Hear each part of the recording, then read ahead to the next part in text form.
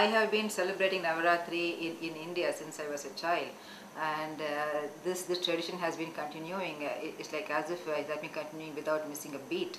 And here we do it in many ways which are similar and many ways which are different. We still have we still take this occasion to invite people to our house, especially ladies. It is the time when we get all dressed up and we go from house to house and we look at the golus, which is basically all the dolls displayed on odd number of steps, and we go around and then we receive gifts. We give gifts. So this is like basically what we do outside of the temple.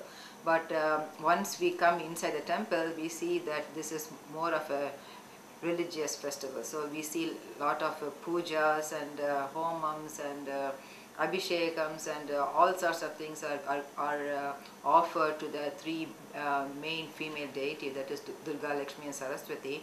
And this is a very nice way to celebrate both socially and also religiously.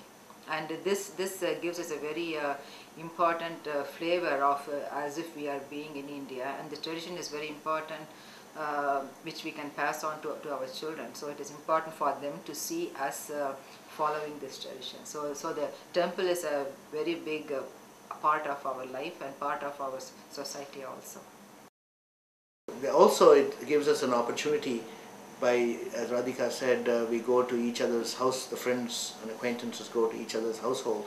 So during the course of the year, if we had sort of lost track of keeping in touch with any of our friends, this is a great opportunity from a practical point of view to invite over some of the friends whom we have not either seen or have not invited the entire year, and vice versa, then particularly the ladies. My role has been basically accompanying in every now and then in other places and helping around, but the ladies are the primary, they play the primary role in this festival, 9-day festival. Navaratri means 9 nights to be precise, but it's days and nights. The temple is dedicated to the religious aspect of Hinduism, but a big part of Hinduism is the caring side of the Hinduism, which is taking care of the needs of the community, particularly the children and the older people.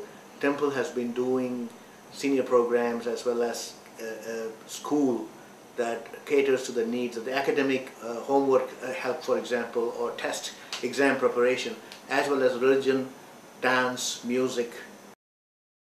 So they've been doing this informally, and then just over a year ago we formalized all that under an umbrella called Hindu Community Outreach, and I'm actually the director of that community outreach program, and my primary role as a trustee of this temple is to take care of the outreach activities, oversee the outreach activities, basically with the help of volunteers. It's incredible the number of volunteers that are involved in it. For instance, in the Pathashala there are 40 teachers, all volunteers, and over 250 students in the Pathashala, which is our school.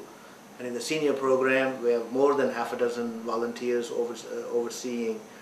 The number of listed seniors that are in the program are over 100, where we do yoga, meditation, bhajans, Gita Vichar, discussion on topics of religious topics, as well as health lectures.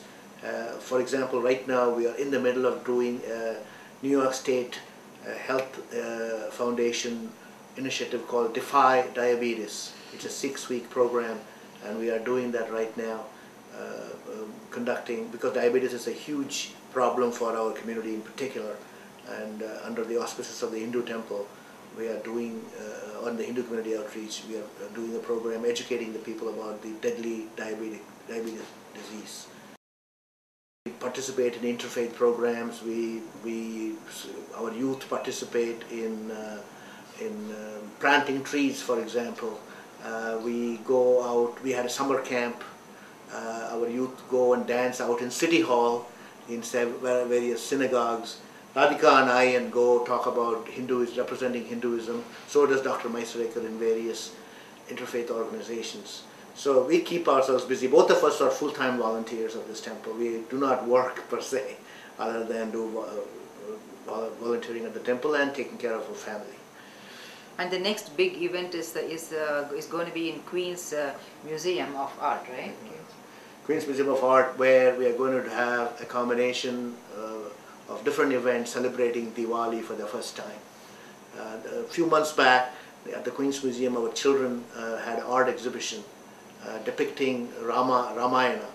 That was so impressive. The Queen's Museum of Art invited us to do a Diwali function on November 6th, where we're going to have 3 or 4 dance items, and then again an art exhibition, and there will be light snacks served, and there will be a PowerPoint presentation about Diwali. Every Saturday in the Pathashala, the kids assemble at around 9 o'clock, and then till 2:30, the younger kids up to 8th grade, get homework help, language, math, science, etc., and religion and dance and music if they choose to. All of the, and then languages would be Hindi, Kannada, Telugu, Tamil, and Tamil. All these languages are taught. There are over 150 kids learning various languages. And also Sanskrit. And also Sanskritam on Sundays. Sanskrit on Sundays, some 60 students on Sundays. All this is done for a mere suggested donation of $101 per year for a whole year. So all these, and then for this they also get lunch served at 12:30, including lunch, $101 per year for all this help, homework help in all these subjects as well as various languages. For dance, there is a small nominal amount of additional fee for dance and music.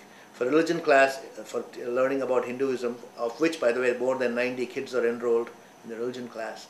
Three levels, extremely small kids, so kids in the 8 to 10, and then over 10, three groups of children are learning religion class. And then they learn slokas, they learn about Mahabharata, Ramayana, and then the older kids learn about beliefs of Hinduism, and then comparing them to various other religions. One other aspect of the community outreach is the Hindu community choir. It's really taking our devotional songs, mainly devotional songs, and presenting it with a degree and with a style of the Western, but really not. It's not a choir per se, but it is indeed a bhajan. But there are men providing the bass music, then there are altos doing middle level tone, and then there are sopranos. So we have over 60 people, and we are doing a choir, and we have performed recently in Ashtavidya Gurukulam in Pennsylvania, and we had the blessings of Swami Dayananda Saraswati. He actually gave the name and approved everything for us. He is our spiritual guru, and Chandrika Tandon is our choir director, and she is also part of the initiative of Hindu community outreach. She's one of the key sponsors, along with the Hindu temple for this Hindu community outreach, and she's also the choir director, and she's an excellent musician. Recently put out a CD on Narayana music. The choir practice, it takes place every weekend, and people are so interested and so excited about singing. There are so many people who have never taken voice lessons or even singing lessons, nothing. And it's very kind of Chandrika Tandon to give us this opportunity.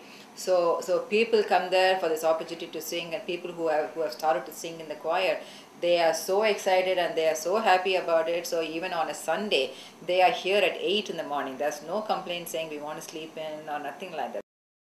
The youngest choir member could be around 20, in the early 20s, and the oldest is 83.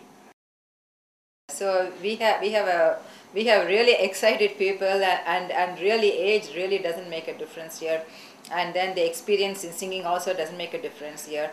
But by the time we are done, we see our voice improving. So we have been at this for about a year and maybe a year and 2 months or something, and all of our voices have been improving.